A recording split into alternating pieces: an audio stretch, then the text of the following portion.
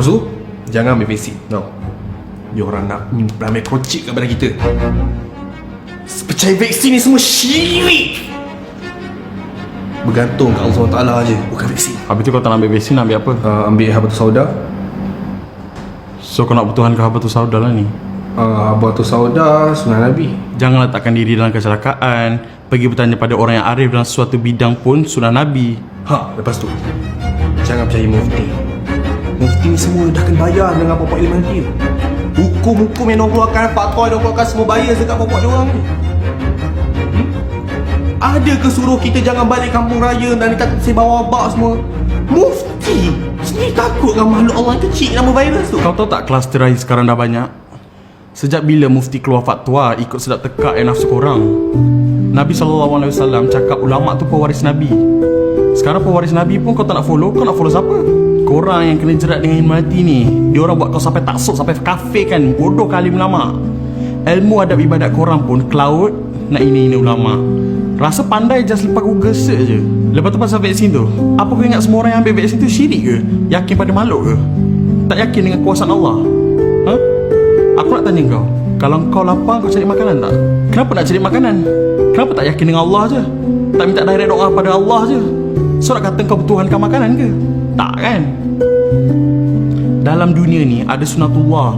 Kalau lapar makan, kalau haus minum, kalau cocok tangan luka. Tu kau kena faham aturan Allah yang basic tu dulu. Bukan jadi bodoh tawakal butuh tanpa ikhtiar dan usaha.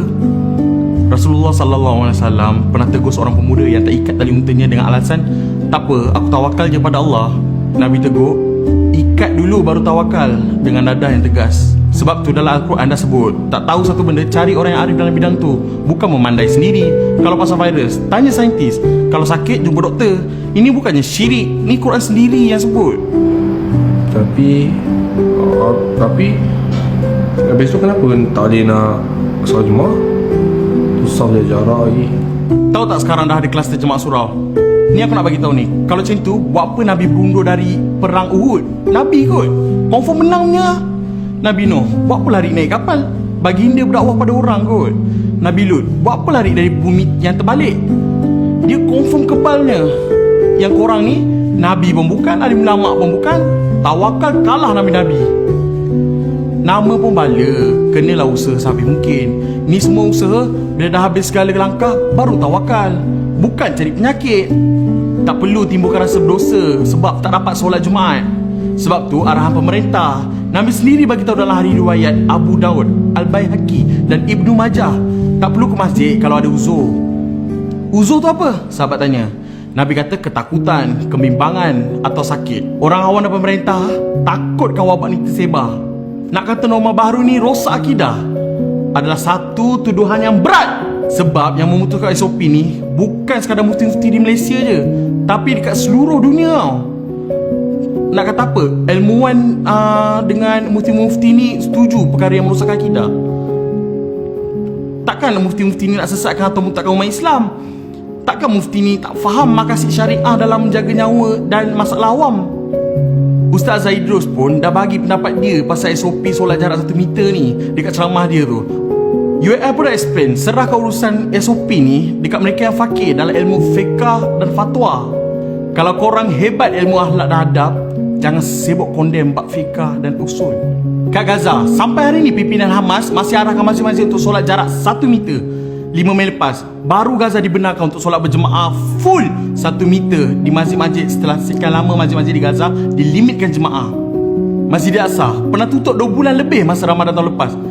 So nak cakap apa? Umat pilihan Allah di tanah Syam tu rosak akidah sebab pernah tutup masjid masa kes tengah tinggi. Adakah mereka rosak akidah kerana pernah solat jemaah berjarak ketika kes tengah tinggi? Ustaz Hafiz Soroni pernah explain dari fakta sejarah. Masjid-masjid pernah ditutup suatu masa dulu akibat wabak. Tahun 1048, masjid-masjid di Andalusia dan Mesir ditutup kerana wabak. Tahun 1347 sampai 1351, masjid-masjid pernah ditutup di Andalusia, Mesir, Cordoba dan tanah Syam akibat wabak Black Death. Tahun 1424, berlaku wabak di Mekah. Sehingga masa tu hanya satu imam dan satu makmum je boleh solat kat Masjidil Haram tu. Walaupun masjid-masjid diarahkan tutup pada masa dulu, Islam tak pernah padam.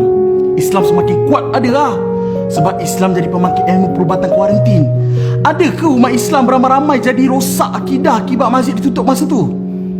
Mufti-mufti berfatwa berkenaan SOP ni, mereka pun telah dibelikan dalil-dalil dan hujah mengikut metodologi pemfatwaan dalam istibat, hukum dan mengikut peranan mereka sebagai mufti. Menjaga nyawa adalah lebih utama. Sahabat Nabi tersilap beri pendapat sampai menyebabkan seorang sahabat meninggal. Tak rujuk alim. Nabi marah bagi golongan yang sanggup langgar SOP untuk menegakkan agama sampai suruh slipper, solat dalam gelap kat masjid dengan surau. Lepas tu menyebabkan kluster baru dan berakhir dengan kematian. Sila hayati kisah ni. Ada seorang lelaki di zaman Rasulullah yang luka parah. Lepas tu dia mimpi basah. Jadi sebab tu sepatutnya kalau mimpi basah dia perlu mandi wajib, kan? Tapi dia tengah sakit ni tak boleh kena air. Nak buat macam mana? Sahabat yang lain kata kena mandi wajib juga. Mana ada pilihan lain dah. Jadi dia pun mandi. Dan luka dia tu terkena air menyebabkan jadi lagi parah. Dan akhirnya dia meninggal dunia. Bila Rasulullah tahu perkara ni, apa baginda buat? Baginda senyum ke? Tak. Rasulullah marah yang amat. Baginda bersabda, mereka telah membunuhnya, semoga Allah membunuh mereka pula. Kenapa mereka tak bertanya? Bila tak tahu? Kerana hanya sesungguhnya ubat kepada kebodohan adalah bertanya. Hadis ni diriwayatkan oleh Abu Daud dalam bab tahara dan selainnya daripada Jabir. Begitu juga zaman kita ni, bila berlaku wabak macam ni, jadi kita nak buat apa? Bila bertemu antara dua makasih antara menjaga nyawa dengan menjaga agama, mana lebih perlu diutamakan? Dan nak tanya pada siapa zaman ni? Jawabnya tidak lain dan tidak bukan adalah ulil amri. Tapi sebab kita rasa lebih tahu berbanding mufti, kita pun buat sendiri andaian nak pertahankan agama. Bila menyebabkan kematian sebab kejahilan kita, apa nak kata? Kau dah bunuh dia, semoga Allah bunuh kau pula. Sepatutnya yang perlu dilakukan adalah tayamum sebagai ruksah keringanan. Sebab dia tak boleh kena air. Walaupun mandi tu wajib, tapi ada keringanan. Macam mana pula dengan solat jemaah kat masjid? Dan kalau dapat solat berjamaah, kena pula jarak. Sedangkan solat dengan saf yang rapat tu kan sunnah. Ini yang kena belajar dan faham kaedah fiqh. Dalam bab solat berjemaah di masjid, ia adalah hak Allah. Hak Allah tu bina di atas dasar toleransi. Sebab itu orang yang bermusafir boleh jamakkan solat mereka. Manakala solat dengan saf yang dijarakkan itu juga dikira sebahagian daripada sunnah, kerana merampakkan saf adalah sunat. Tetapi menjaga nyawa adalah wajib. Itulah sunnah sebenar. Buktinya, kluster beberapa surau yang rapatkan saf tu, dah ada yang meninggal dunia. Seorang positif dan seorang batuk semua keliling dia positif. Dalam Islam juga, kena jaga nyawa lebih utama daripada perkara sunat. Sebab tu jangan palau tahu dengan pelbagai pandangan, sedangkan agama tu senang dan menyenangkan. Wallahualam.